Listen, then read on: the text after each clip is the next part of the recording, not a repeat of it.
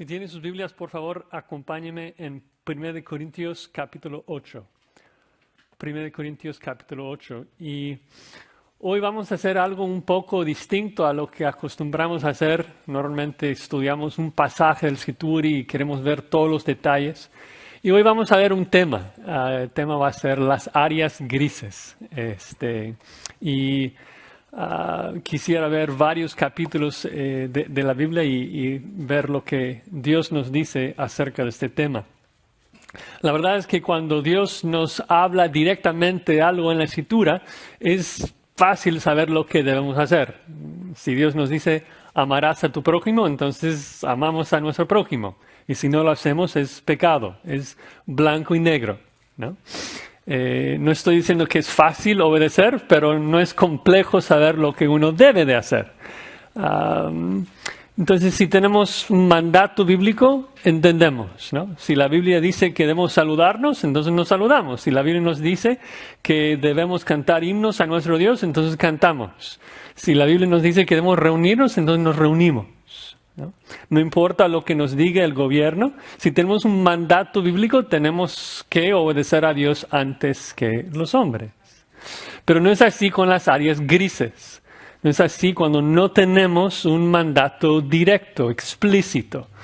Y a través de la historia ha habido muchos temas así calientes, ¿no? De si una mujer debe usar pantalón o no, si un cristiano puede tomar vino, si es pecado siempre bailar, si es pecado ir al cine. Y el punto es de que los cristianos difieren, no están de acuerdo. Y la pregunta es, cuando no estamos de acuerdo y no tenemos un mandato bíblico explícito, ¿cómo debemos de interactuar los unos con los otros? Y es un tema sumamente importante en la vida de la iglesia y es un tema que la Biblia abarca en varios lugares. Uno de ellos se encuentra en 1 Corintios 8 al 10, donde vamos a estar en esta noche. Y el otro capítulo que abarca el tema se encuentra en Romanos 14, que también lo vamos a leer. Como expliqué, mi intención no es entrar en cada detalle de cada frase. Quiero ver todo el panorama, todo el argumento que Pablo presenta en esos 3 capítulos para ver cómo podemos amarnos los unos a los otros. Y una aclaración más. Si tienen la esperanza de que yo les diga cómo obedecer los reglamentos actuales de nuestro gobierno, les voy a decepcionar un poco. En primer lugar, porque quiero que este sermón sea útil por más de una semana y en más de un condado. Y como estamos viendo, las cosas están cambiando mucho. Y segundo, es porque uno de los puntos de este texto es de que en las áreas grises, cada uno debe estar convencido en su propia mente con tal de que no juzgue a su hermano. Entonces no estoy acá para obligar a su conciencia a hacer la cosa como yo la veo. Estoy acá para predicar lo que la Escritura dice y los parámetros que Dios nos da. Así que, sin más preámbulo al mensaje, hoy vamos a ver 2 razones por las que debemos preferir al prójimo en las áreas grises. 2 razones por las que debemos preferir al prójimo en las áreas grises. En primer lugar, porque no queremos hacer tropezar a nuestros hermanos. Y en segundo lugar, porque no queremos poner obstáculo frente a los incrédulos. El capítulo 8 de 1 Corintios nos habla a los cristianos y su relación con otros cristianos. Y luego en el 9 y 10 habla un poco más de cómo interactuar con el mundo incrédulo, ¿no? Bueno, si tienen sus Biblias, vamos a leer el capítulo 8 entero de 1 Corintios antes de este primer punto de que debemos preferir a nuestros hermanos para no hacerles tropezar. Pablo dice, 1 Corintios 8, en cuanto a lo sacrificado a los ídolos, sabemos que todos tenemos conocimiento. El conocimiento envanece, pero el amor edifica. Y si alguno se imagina que sabe algo, aún no sabe nada como debe saberlo. Pero si alguno ama a Dios, es conocido por Él. Acerca pues de las viandas que se sacrifican a los ídolos, sabemos que un ídolo nada es en el mundo. y que no hay más que un Dios. Pues aunque haya algunos que se llaman dioses, sea en el cielo o en la tierra, como hay muchos dioses y muchos señores, para nosotros, sin embargo, solo hay un Dios, el Padre, del cual proceden todas las cosas, y nosotros somos para Él, y un Señor Jesucristo, por medio del cual son todas las cosas, y nosotros por medio de Él. Pero no en todos hay este conocimiento. Porque algunos, habituados hasta acá a los ídolos, comen como sacrificado a ídolos, y si su conciencia, siendo débil, se contamina. Si bien la vianda no nos hace más aceptos ante Dios, pues ni porque comamos seremos más, ni porque no comamos seremos menos. Pero mirad que esta libertad vuestra no venga a ser tropezadero para los débiles. Porque si alguno te ve a ti que tienes conocimiento, sentado a la mesa en un lugar de ídolos, la conciencia de aquel que es débil no será estimulada a comer de lo sacrificado a los ídolos. Y por el conocimiento tuyo se perderá el hermano débil por quien Cristo murió. De esta manera, pues, pecando contra los hermanos e hiriendo su débil conciencia, contra Cristo pecáis. Por lo cual, si la comida le es a mi hermano ocasión de caer, no comeré carne jamás, para no poner tropiezo a mi hermano. Vamos a pedir la ayuda del Señor. Padre Santo, te damos gracias por tu palabra, que es luz para nuestro camino. Y te confesamos de que en este tema en particular, que es tan difícil de navegar, que ilumines nuestras mentes y nos des la disposición y la capacidad de humillarnos y preferir a nuestros hermanos en amor, Señor. Porque siempre queremos glorificarte, edificando a nuestros hermanos y no causando que nuestros hermanos pequen contra ti. Te damos gracias en el nombre de Cristo Jesús. Amén. Entonces entendemos un poco, creo, la situación de que hay gentiles que en su vida antes de Cristo tenían la práctica de ofrecer una comida a un Dios y era parte de su adoración. Entonces, cuando ellos están comiendo esa carne, esa comida que fue sacrificada a un ídolo, para ellos era un acto de adoración. Y ahora, después, habían llegado a Cristo, pero para algunos todavía les era difícil comer esa carne, porque era parte de su vida antigua, de su adoración falsa. Y otros cristianos que podrían hacerlo sin dificultad. Y Pablo entonces les va a explicar cómo interactuar los unos con los otros.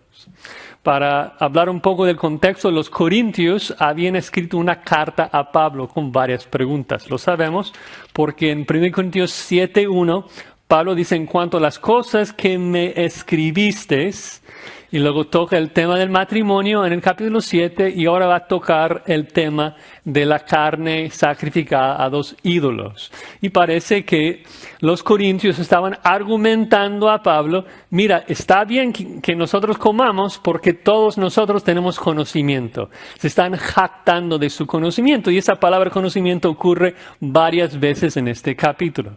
Dice: en cuanto a lo sacrificado a los ídolos, sabemos que todos tenemos conocimiento, y luego esa frase que muchas veces se cita fuera de contexto, Pablo dice: ese conocimiento envanece, pero el amor edifica.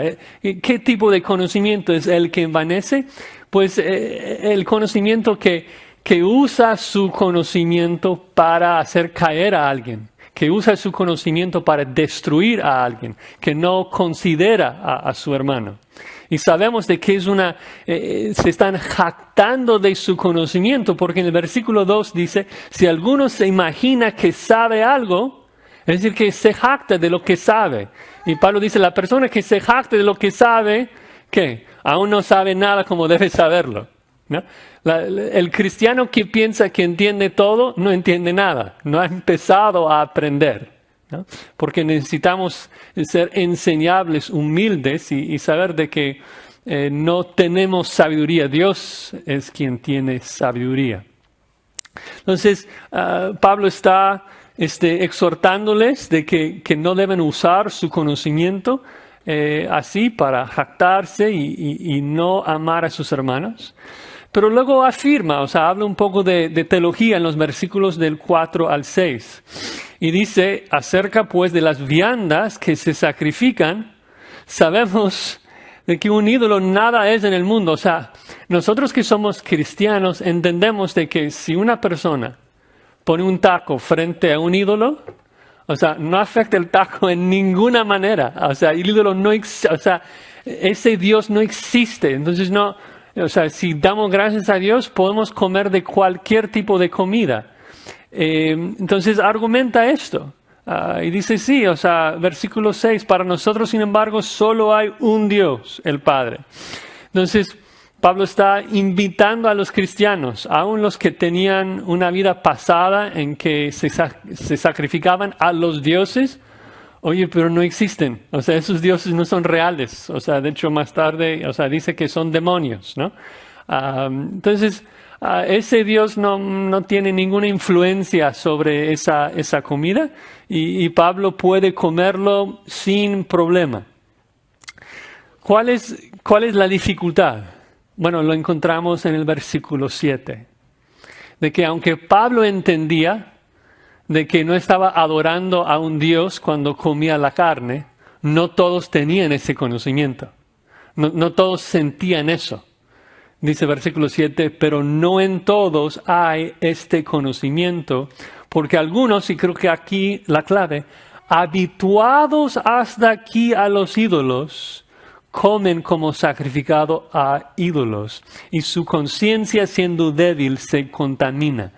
Por tantos años habían disfrutado esa comida en un acto de adoración a un supuesto Dios, y ahora habituados a esa acción, les era muy difícil simplemente sentarse y comerlo y no sentir la experiencia vieja de ver que están participando en un acto de adoración. Y obviamente hay muchos otros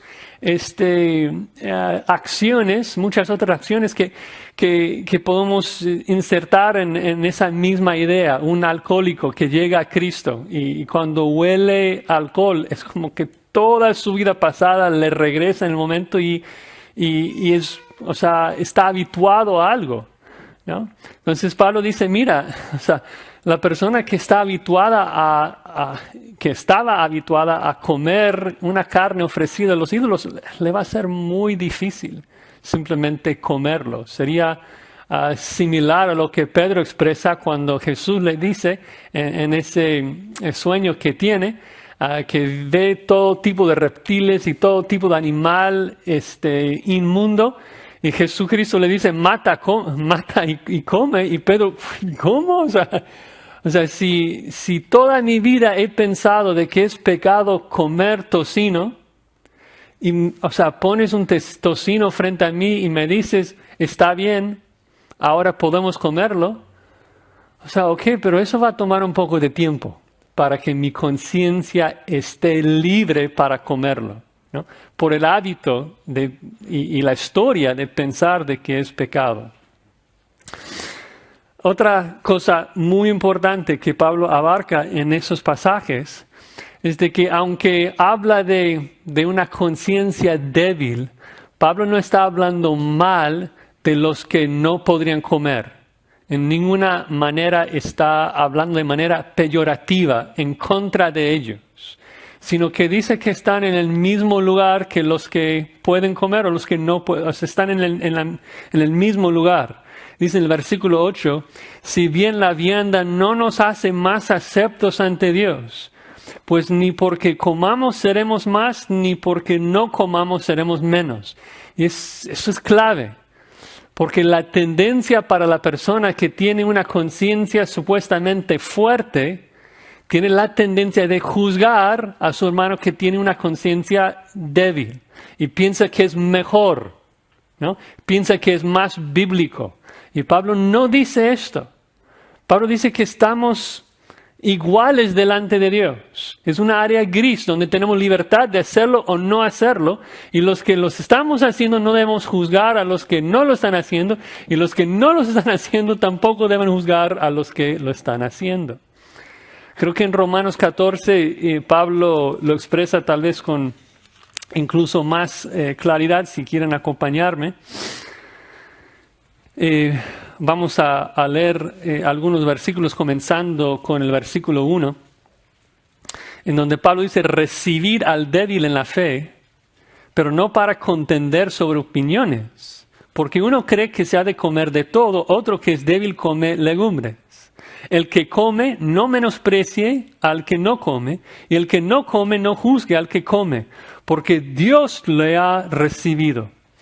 ¿Tú quién eres que juzgas al criado ajeno? Para su propio Señor está de pie o cae, pero estará firme porque poderoso es el Señor para hacerle estar firme.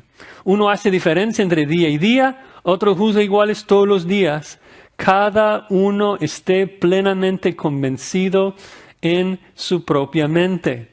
Dice en el 6, el que hace caso del día lo hace para el Señor. Y el que no hace caso del día, para el Señor no lo hace. El que come, para el Señor come, porque da gracias a Dios. Y el que no come, para el Señor no come y da gracias a Dios. Porque ninguno de nosotros vive para sí y ninguno muere para sí. Continúa y dice, pues si vivimos, para el Señor vivimos, y si morimos, para el Señor morimos. Así pues, sea que vivamos o que muramos, del Señor somos. Y realmente exhorta a la audiencia. Dice, porque Cristo para esto murió y resucitó y volvió a vivir, para ser Señor así de los muertos como de los que viven. Pero tú, ¿por qué juzgas a tu hermano? Y tú también, ¿por qué menosprecias a tu hermano? Porque todos compareceremos ante el tribunal de Cristo, ¿no? Entonces, una y otra vez, y no vamos a leer todo el capítulo, pero solo 2 versículos más, 13 y 14. Dice, así que ya no nos juzguemos más los unos a los otros, sino más bien decidid no poner tropiezo u ocasión de caer al hermano. Yo sé y confío en el Señor Jesús, que nada es inmundo en sí mismo, mas para el que piensa que algo es inmundo, para él lo es, ¿no? Entonces, es el mismo principio que estamos viendo en 1 Corintios, de que si es una área de conciencia, una área gris donde la Biblia no nos dice explícitamente lo que debemos hacer, entonces puede existir variedades de opiniones entre hermanos. Y la clave es no pensar que soy superior por la posición que yo estoy tomando y no juzgar a mi hermano que piensa de manera diferente, sino que debemos preferir los unos a los otros. Y Pablo nos va a explicar cómo hacerlo, ahora regresando a 1 Corintios 8. Regresando a 1 Corintios 8, versículo 9. Dice, pero mirad que esta libertad vuestra no venga a ser tropezadero para los débiles. Porque si alguno te ve a ti que tienes conocimiento sentado a la mesa en un lugar de ídolos, la conciencia de aquel que es débil no será, y literalmente dice, edificada, o sea, estimulada a comer de lo sacrificado a los ídolos. Y el punto es de que si hay un hermano que piensa que es pecado hacer algo, y luego te ve a ti haciéndolo, le va a animar a hacer algo que él mismo piensa que es pecado. Y luego el uso, o sea, tu uso de tu libertad va a ser lo que causa que ese hermano peca contra su conciencia. Y Pablo dice, no debemos hacer esto. No debemos hacer eso. Debemos preferir a nuestros hermanos. Si yo sé que tú piensas que algo es pecado, no lo voy a hacer. Usé el ejemplo de una mujer usando pantalón, ¿no? Yo recuerdo cuando servimos en México que casi siempre que iba a los pueblos a predicar en diferentes iglesias que preguntaba. O sea, algunas preguntas básicas. ¿Cuánto tiempo debo predicar? ¿Cómo debo vestirme? ¿Y cómo debe vestirse mi esposa?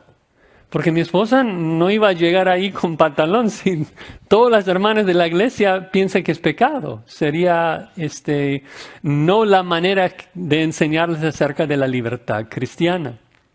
Entonces, debemos preferir a nuestros hermanos, considerar a nuestros hermanos. Y Pablo es muy, muy explícito y muy fuerte en la forma que exhorta a los cristianos fuertes a no abusar de su libertad, ¿no? En el versículo 11, cuando dice, por el conocimiento tuyo se perderá el hermano débil por quien Cristo murió. Entonces esa palabra perderse es sumamente fuerte. Sabemos de que no se trata de perder su salvación, no es el contexto acá y la Escritura no enseña eso. Pero es una palabra muy, muy fuerte de entender de que cuando yo hago algo que hace que mi hermano caiga en pecado, de que yo soy la causa del pecado, que Cristo tenía que morir por ese pecado, ¿no? Y a veces no pensamos en esos términos, de que si yo estimulo a mi hermano a pecar, o sea, eso fue la razón explícita que Cristo tenía que morir. No debo hacer esto, ¿no? Y es más, en el versículo 12 es más fuerte, cuando dice, de esta manera pues, pecando contra los hermanos y hiriendo a su débil conciencia, contra Cristo pecáis. O sea, muchas veces creo que no consideramos esto, de que el uso de una libertad nuestra puede ser un pecado contra Cristo, ¿no? Porque estoy guiando a otro hermano a pecar, ¿no? Y finalmente Él nos muestra su propia actitud y cómo es que Él se conduce en esas áreas. En el 13, cuando concluye el argumento por lo cual si la comida le es a mi hermano ocasión de caer, no comeré carne jamás. O sea, ¿qué afirmación? ¿No? ¿Qué afirmación? No está diciendo que jamás va a comer carne en ningún contexto. Especifica. Si es de que va a hacer caer a su hermano, nunca lo va a hacer, nunca va a comer carne. Y nos habla de cómo debemos considerar, activamente pensar en nuestros hermanos y estar dispuestos a privarnos de nuestras libertades para amar a nuestros hermanos. Pablo dice, mira, yo puedo comer de lo que sea. Yo tengo la libertad de comer de cualquier cosa, pero también tengo la libertad de no comerla. Y con todo gusto, con todo gozo, si es de que va a estimular a mi hermano a pecar, yo puedo privarme de cualquier libertad mía y nunca hacerlo, ¿no? Yo no tengo que siempre aprovecharme de cada libertad que tengo en Cristo. Yo tengo el deber de privarme de libertades si es de que va a causar que mi hermano peque. ¿Sí me explico? Y no es de que ahora, como es una opción hacerlo, es un mandato bíblico privarme de mis libertades si sé que van a causar que mi hermano peque contra Cristo. Para aclarar un poco, no estoy diciendo de que no puedes hacer algo porque molesta a un hermano. Puede ser de que un hermano no esté de acuerdo conmigo. Yo no tengo que esclavizar mis libertades a la conciencia de cada persona, sus gustos. Específicamente la idea acá es de que si un hermano al verme hacer algo le va a estimular a pecar contra su conciencia. No es de que no esté a gusto con la forma que me he visto, ¿no? Si es de que yo llego vestido de alguna manera y la gente se enfada de mí, ok, está bien, o sea, no necesariamente es un pecado. Es un pecado cuando el uso de mi libertad es un estímulo de que otra persona peque contra su conciencia. ¿Sí? De que el otro ejemplo que Pablo utilizaba en Romanos 14 fue de que para un judío, o sea, algunos no trabajaban los días sábados, el día de reposo, y llevaban tal vez décadas no trabajando el día de reposo.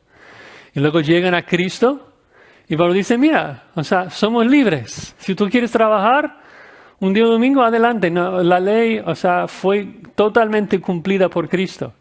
Pero si tú quieres reposar el día domingo, adelante. No es de que uno sea mejor que el otro. El problema es cuando tú sabes que tu hermano tiene la convicción que no debe trabajar el día domingo y entonces le invitas a trabajar contigo el día domingo, ¿no? Porque ahora está como que, uy, ¿qué hago? No quiero ofender a mi hermano y me ha invitado y entonces estoy influenciado, estoy animado a hacer algo que pienso que es pecado. Y eso es lo que debemos evitar a todo costo. Pastor MacArthur dice en su comentario sobre este versículo, debemos ser prontos a limitar nuestra libertad en cualquier momento y de cualquier grado para ayudar a un hermano. Y es cierto. Lamentablemente somos muy lentos para considerar a nuestros hermanos, muy lentos para ver cómo amar a nuestros hermanos. Y si vamos a realmente amar a un hermano es porque tenemos que conocerlo, saber lo que está pensando, cómo ve el mundo, para que podamos preferir su conciencia en vez de la nuestra. En particular si tenemos una conciencia fuerte, ¿no? Pero funciona de las dos maneras, ¿no? Los hermanos que tenemos conciencias más débiles y no sentimos la libertad de hacer algo, debemos ser muy, muy cuidadosos de no juzgar a nuestros hermanos que lo hacen, de culparles de pecado, de pensar que están mal. Si no puedes mostrar un versículo bíblico que diga es pecado, no digas a tu hermano que está en pecado porque está simplemente celebrando una libertad que tiene en Cristo.